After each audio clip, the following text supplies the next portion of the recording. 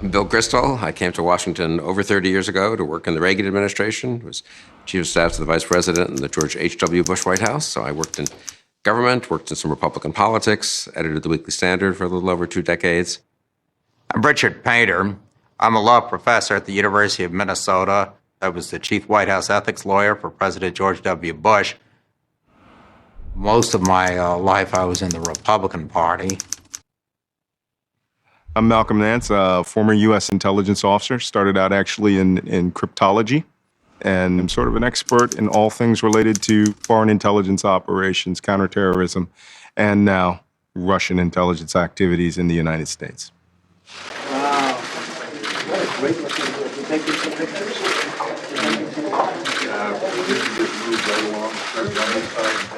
The traits that are important in a leader vary, but there are some absolute constants.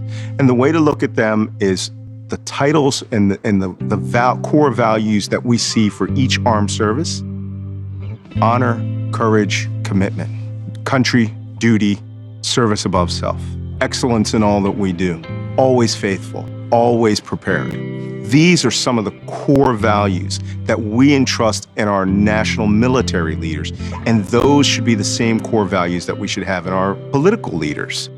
To be a good leader, a person has to first of all recognize that other people have rights and individualities that you need to take into account. You appreciate who they are and what's important to them. The problem arises in leadership when you have a person who does not appreciate that others are there as independent folks, but who are there to serve you.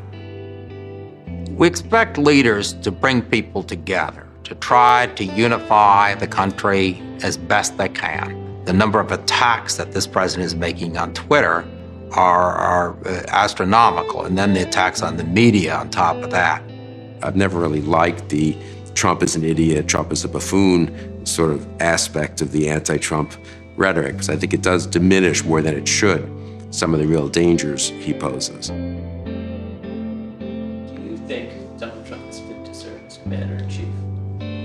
No, he's not fit to serve, I think, either by character or judgment. I don't agree with his policies. I don't think he has much experience. He doesn't know how government works. But all that can all be tolerated or survived. But in terms of his just basic character and judgment, his basic sense of putting the country first, at least in key moments. You know, every politician has moments where he cuts corners and watches out for himself or herself. But with Trump, it's the opposite. It's a miracle. I almost think it's a miracle when he actually seems not to simply put his own narrow interests first, and the recklessness and the demagoguery so undercuts democratic norms and sort of constitutional processes that it's dangerous to the country.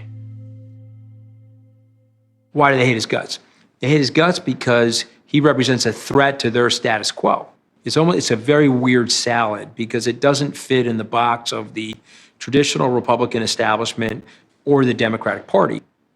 I mean, he is a reflection of our politically correct society. If I'm not allowed to say what I'm thinking and everyone's got me in a tight box, when I go into the voting booth, I'm going to vote for him. The more politically correct the society is, the greater the reaction formation is of the orange man comes to town.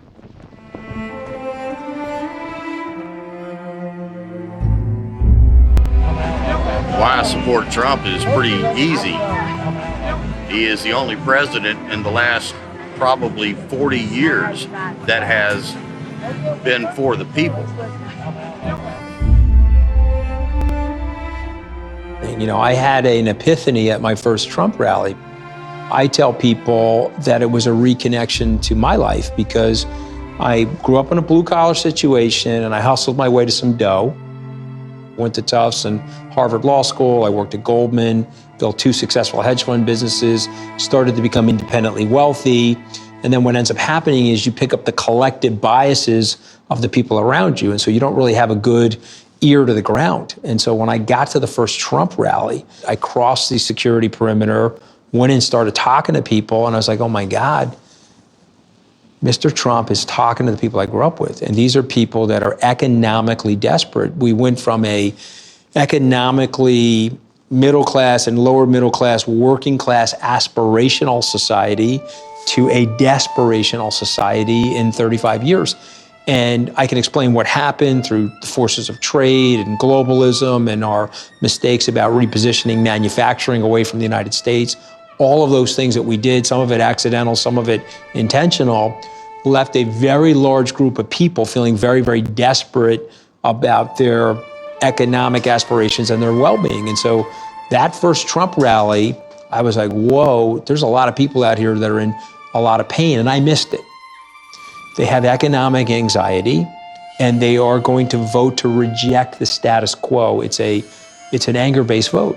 And you have to work on policy solutions to fix that. You have to heal that, because when you create a breach in the social fabric of the society, you create a systemic rise of populism, and you get all of these unintended or unexpected political outcomes. I didn't see it myself, but Trump saw it. And so that's something you have to give him credit for. Here is a billionaire, so you'd have to say this is a completely out of touch dude, but he saw it, I did not see it, and I grew up with it. So take a step back. We racked up $18 trillion of debt. We killed 1 million people in the Middle East. We wounded 70,000 servicemen and women. 7,000 servicemen and women have died, and 22 are dying a day in the United States from suicide related to post-traumatic stress. Our educational system, K through 12, is completely uneven and broken. Our infrastructure completely failed and broken. We have no industrial policy. There's nobody in the United States as a public servant that has a 10-year plan. They don't even have a 5-year plan. So the American population is looking at the situation and saying, wait a minute, this is not working for me.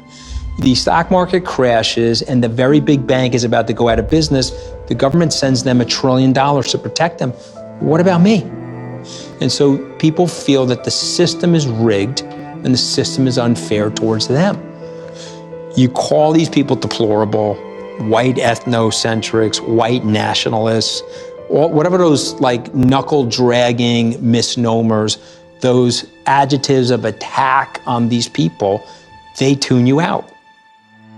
You'd be better served going into those areas of the country and listening to them and saying, hey, you know what? I don't think you're a racist or you're a white trash person. I think you're a person that really just wants your family to have a better life. And as a public servant, I'm going to try to come up with policies that help you do that. David Axelrod says to me, remember, Anthony, people will vote for somebody that they don't like. They gave Richard Nixon a landslide. Nobody liked him, they gave him a landslide. What they don't like doing is they don't like voting for people that dislike them.